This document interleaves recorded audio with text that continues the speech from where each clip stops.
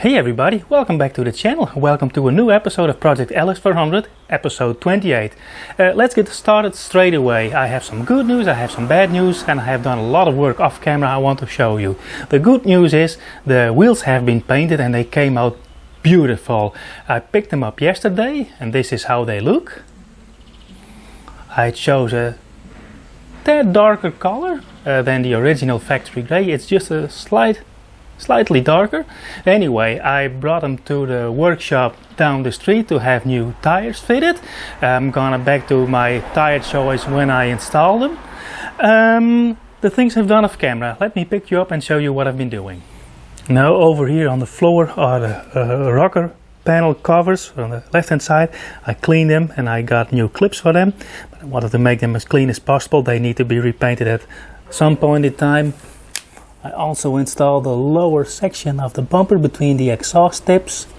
The pinch weld down there was bent and I straightened it the best as I can, and I also put some underbody coating on there and hollow section wax on the inside. The fender liner is in over here.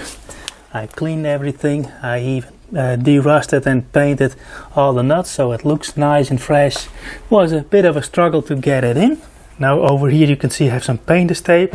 I have wrapped it around this rubber seal because it was bent underneath there during the time the car has been sitting here, so I want to see if I can straighten this out. Now to the bad news. I had some rust. This area over here, that's where the this panel that goes over here has been rubbing and it hasn't been sufficiently cleaned, so it's been rubbing, had started rusting, but it's not rusted through. That's also the case there. So I treated it with rust reformer. Now the primer is on.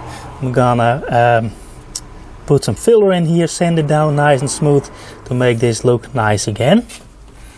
Now when we have a peek on the inside, you can see that the front panel of the ceiling has been removed, and the reason for that is a bit of bad news that I knew that was coming.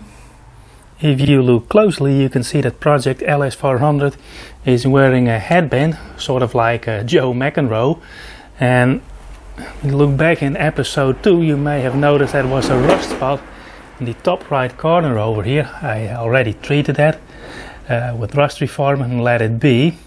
Now I removed the entire strip on the top of the window and alongside here, and that's where I found a bunch of rust. It's not rusted through, but it appears that this isn't the factory original window. This is an original Toyota window, so it must have been installed either by the dealer or a window repair shop. But what I assume has happened, they didn't treat the window frame before they installed a new window. You can see there is a lot of this sealant creeping out. So I took that off and also did the same on the other side, which I can't reach at this moment. But the left hand side, the driver's side, is good. On the top, well, things are, well, a bit worse, and the worst part was over here. You can see it's bubbly and all. Now the metal has been attacked, and this is where the overlap is for the roof skin, and this is the side panel. And over here, now let me switch the lamp off. You can see here there is a sort of seam sealer. It's been crawling underneath. Now I wanted to see how the roof looked on the inside, so that's why I took this whole shebang off to assess this pinch weld, and things are looking good.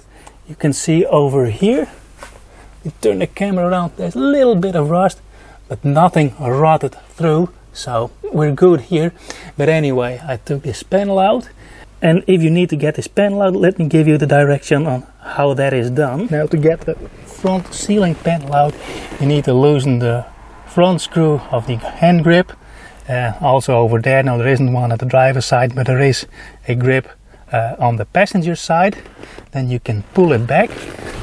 Behind here, where those two white clips are two screws, and that's where the panel screws in. There's also a screw over here where the sun visor folds. Each sun visor has one screw that attaches this panel to the roof, and behind the ceiling light you have to remove the lens. There are 3 screws, and again 2 screws over here on top, and when you have that out you just can clip it out. And as you can see, there's a screw here for the door, for the hand grip, and also one there. I have removed the entire panel over here, but as you can see, when you can pull it a little bit back and you have access to those 2 screws, you can leave it in. So that's how the panel is removed. And there are 3 connectors on top, one for a ceiling lamp, and these are for the illumination of the vanity lights in the mirrors. Now this is the front cover. This is what it looks like. The visors are now loose. What I want to do once I have it off, you can see it's been sagging a little bit, so I want to see if I can glue this back. And the rear view mirror is clipped in place, but I'm not sure how that came on. When I pulled it off, just the mirror just fell off. And also here it's a bit sagging, and I think I have found a nice method to glue this back. So that's how you do that. Now let's get back to work. The first thing I want to do is to install the panels on the rocker. Now let's see how this works. Oh, before I do, I want to treat that hole with a little bit of hollow section wax.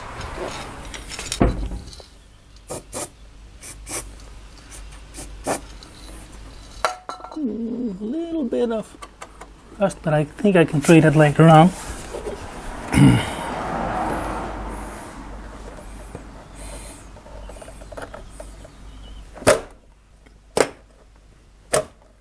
And that's how it should sit. Now there's one of those clips that apparently fell off.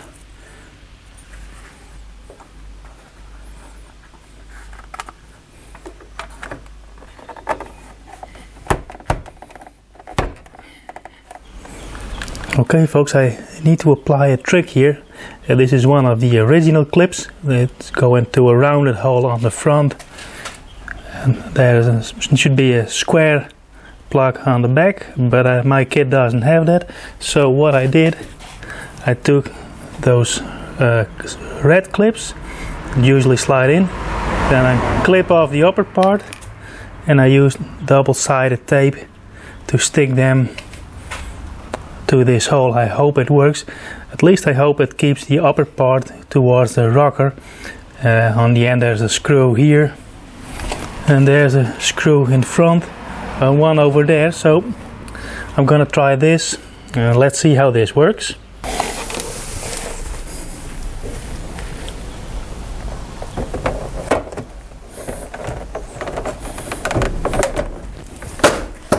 Okay,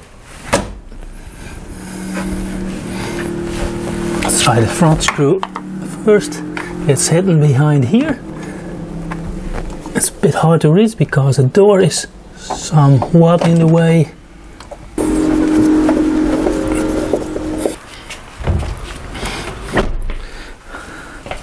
And now this front cover needs to come on. Now over here in front there is a screw that goes into a square plastic clip that should slide into the bodywork of the car, but for some reason it doesn't want to go back in. It is aligned, so I'm gonna do that off camera, try to push it in. I have a problem here. There should be 2 clips in front, 2 clips in the middle, and there are 2 screws on the front, but all of the clips are gone, both over here that also hold this chrome strip. So I'm gonna find a solution for that off camera once again. Well, long story short, I had to cheat. I used double-sided adhesive here. I'm gonna toss it in, and I'm gonna look for those round to square holes clips. So let's just smack this in.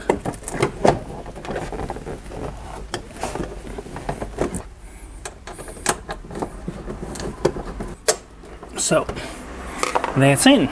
Up next is to bodywork this area. There's a little bit of pitting left. I'm gonna knock it down with my sanding pad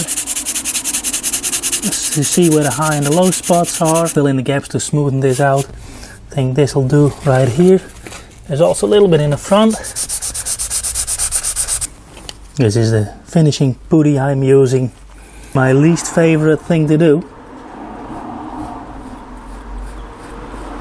So this is loosely covered by this door panel. As I mentioned earlier, it appears that the windscreen has been replaced, and while cutting out the old windscreen they damaged the frame and damaged the paint, so it got rusted, and they very likely didn't primer the window frame before installing the new window. Now anyway, I want to see how things look underneath this cowl here, because when I have rust over there and I don't address that, the thing also may rot out, and then I have a whole different problem. So what I'm going to do is take the windscreen wipers off, take off this cowl. I also want to see how things look like under there, so even when I didn't have to check for rust on the window frame, I would have taken this off.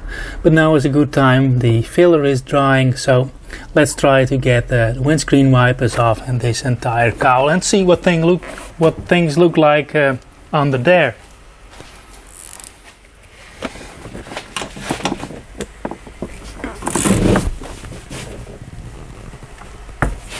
And these things can be incredibly stuck. Every time I take off windscreen wipers and I put them back, I put a little bit of copper grease under there.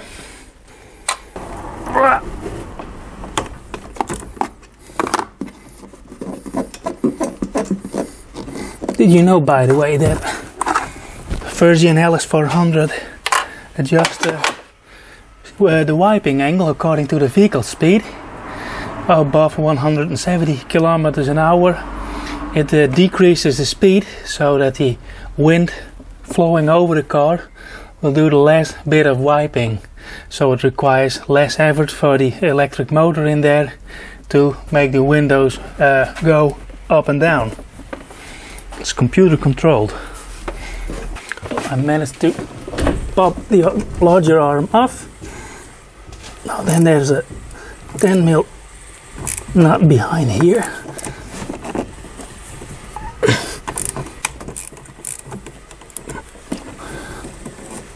Oh boy, and that broke. Oh, a load of crap coming out.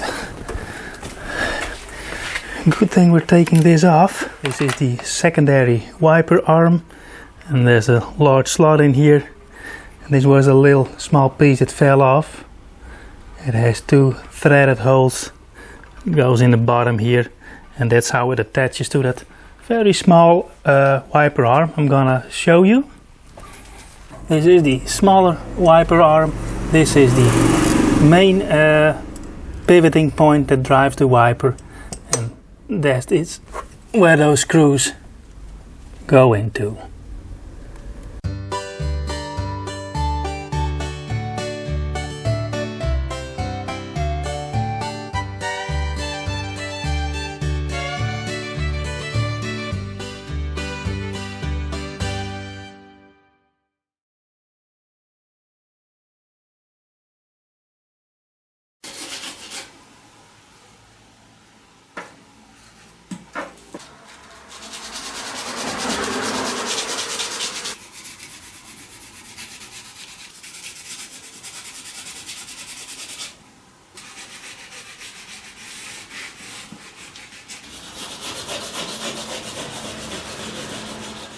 Okay folks, let me get you up close to show you the one small pinhole over there. I can zoom in on it. It's the one little pinhole that's in there. I'm not gonna weld this, I'm gonna treat everything first and then put some filler in there. Now let's just see how far I can stretch my little bottle of rust reformer. I thought I used quite a bit of it already, but as you can see it's filled onto here, and this is everything I spent on the LS so far. I think we can make it.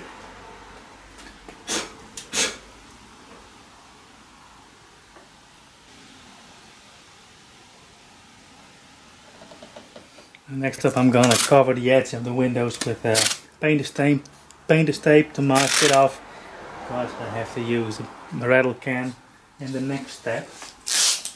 And I don't want to paint my windows.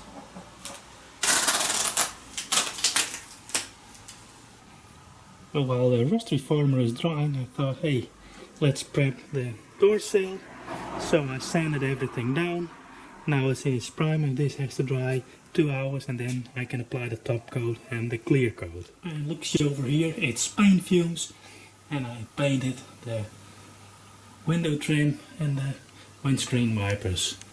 A nice coat of matte black. Well folks, as you can see by my clothes, we're a couple of days later. It's currently Monday afternoon, and last Saturday in the evening I applied a second coat of Rust Reformer and epoxy primer, which is cured right now, and I'm gonna show you in the close-up later on. I sanded down the top edge of the windscreen of the roof, so it's nice and flat. The deeper spots are have a thick coat of Rust Reformer and primer on there, and while I sanded it down here and there I got to bare metal, so I need to prime that before I can paint it. And the primer I'm going to use is this, where do I have it? Over here. It's this red oxide primer by Motip/Duplicolor. There's two disadvantages in my opinion.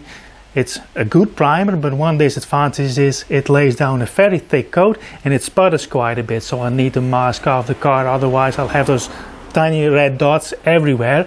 So I'm gonna mask it off and then apply a coat of primer along that edge. I'm gonna do that off camera and I'll pick you up once the primer has dried. Fast forward a couple of hours and the primer layer is nice and even. I'm very happy with that. I can't show you this on camera, I tried, but where I epoxy primered everything, you can see the surface underneath is a little bit different. Now I'm gonna apply some spray-on putty. This is an acrylic filler.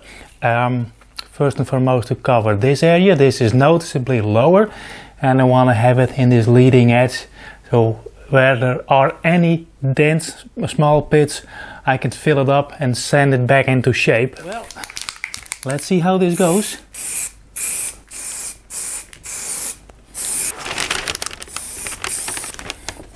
I think it's sufficient for this leading edge. There is a small dent over here, but it could also be caused by stone chipping, and these kind of dents I need to fill in with the other filler too.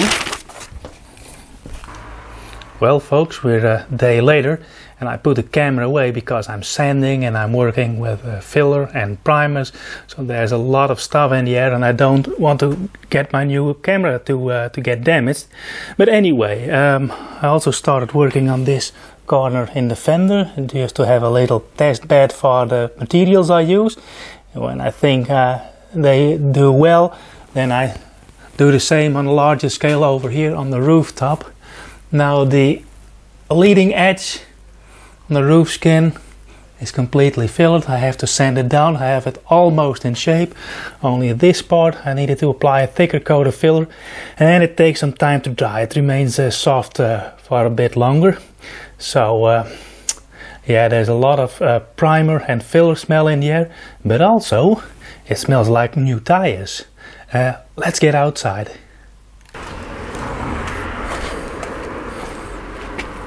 And this is how they turned out.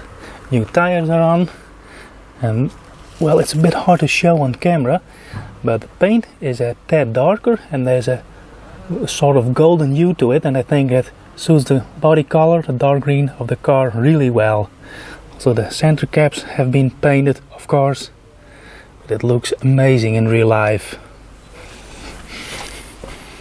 Let me show you. I have one already on the car, but it's still up in the air and you can't see it in this lighting, but it looks amazing. I always say when you have the wheels and tire done, you have 50% of the cosmetic restoration done. And over here I ordered new floor mats. They are in a complete set of floor mats, and these match the carpets of the car, the carpet underneath, and they have this brown edge which I thought looked pretty chic. And underneath there, the bigger thing that's a new floor mat. So yeah, there's a lot going on. Really inspiring, I must say. Well folks, I've been sanding away everything. The edge is sanded with 600 grit and everything else. The entire surface is now sanded with 1200 grit. So I think I'm ready to start painting. You can see at some points, I'm not sure if the camera picks it up, there is some filler shining through, but no matter how hard I try, this is my 5th coat of primer over there, and still at some points the body filler shines through. But I have to paint the car sometimes, at some point I mean, so that is now. What I am going to do, however, since I wet sanded it, it is fairly dry and warm today, but I'm gonna blast it off with compressed air.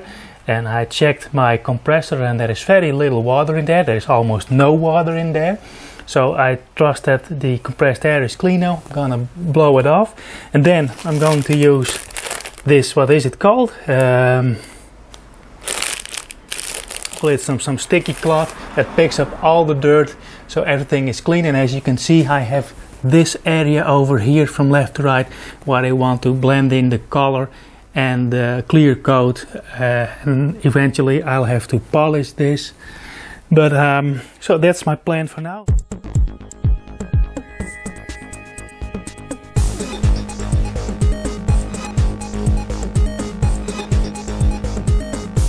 And once again, this is the lacquer I'm using. I almost have used half of the can, so I hope it's sufficient for the car. This is the paint coat once again. It's 53560. Matches the original green color of a first gen LS 400. I'll blink in the color code right here. Well, here goes nothing.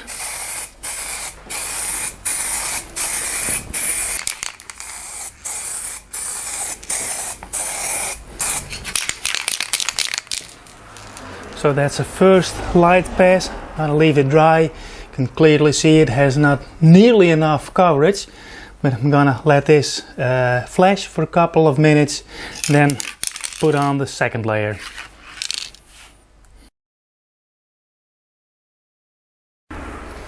Okie dokie folks, I think it's time for the final coat.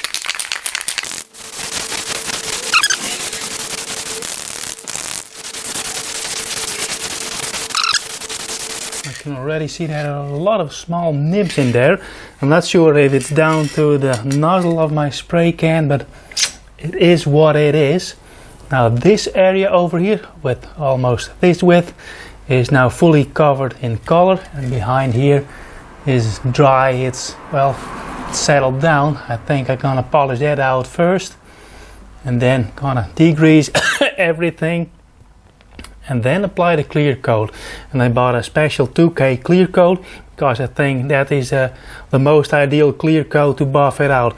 I also have this Motip clear coat, duplicolor clear coat, but you need a lot of layers for that and get thick layers, and I think it remains a bit softer, so it's harder to buff or polish scratches out, and it's harder to feather in with the factory clear coat. So this is my first time ever using this stuff. On the bottom there's a separate cartridge that contains the hardener, and there's this little ring that should go in here. And it says I have to pull it and then twist it, and that should activate the hardener. Also you can hear there's marble in there. Well, here goes nothing.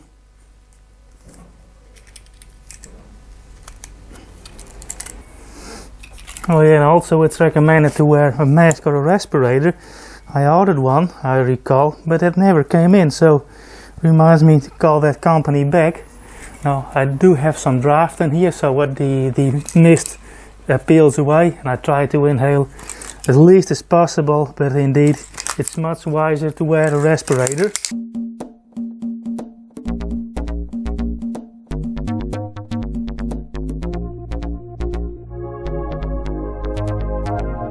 Now it's quitting on me, but anyway, I think I'm done. gonna leave it dry now. I'm gonna ventilate my workshop. I'm heading home and have a peek this evening and see how things look. I'm very curious to see how this works out. Well, look who's back on its wheels. Project LS 400. We're a couple of days later actually, and the clear coat has cured, is dry, and this is what it looks like on this corner. Not too bad, not perfect either. And here is where the spray overlaps and the clear coat of the car, the original clear coat. But over here, let me put a light on that if my camera wants to work. Over here I have orange peel for days. So what I'm going to do now is I'm gonna wet sand it with 1200 grit over here, and then the whole area with 2000 grit, and then I'm gonna polish it. But all of that I'm going to do off camera, otherwise we'll have a lot of sanding and time lapses in this video. So I'll pick you up when I finish that. Yeah, I'm not so clean as I used to be, but with 3 hours of hard work and labor further, let's have a look at the car. I'm happy with the end result. But as you can see, Project LS 400 took a beating also. There's a lot of overspray. I should have covered the car up even better than I already did. Oh, what? I didn't even. Did a good job covering it up. And there's all the sputters from polishing. But let's have a look over here. Look at that. It's shining. All the orange peel is gone. And yeah, you can see I did a repair when you look up close, but it's better than having a bare rust spot over there. I polished the entire roof.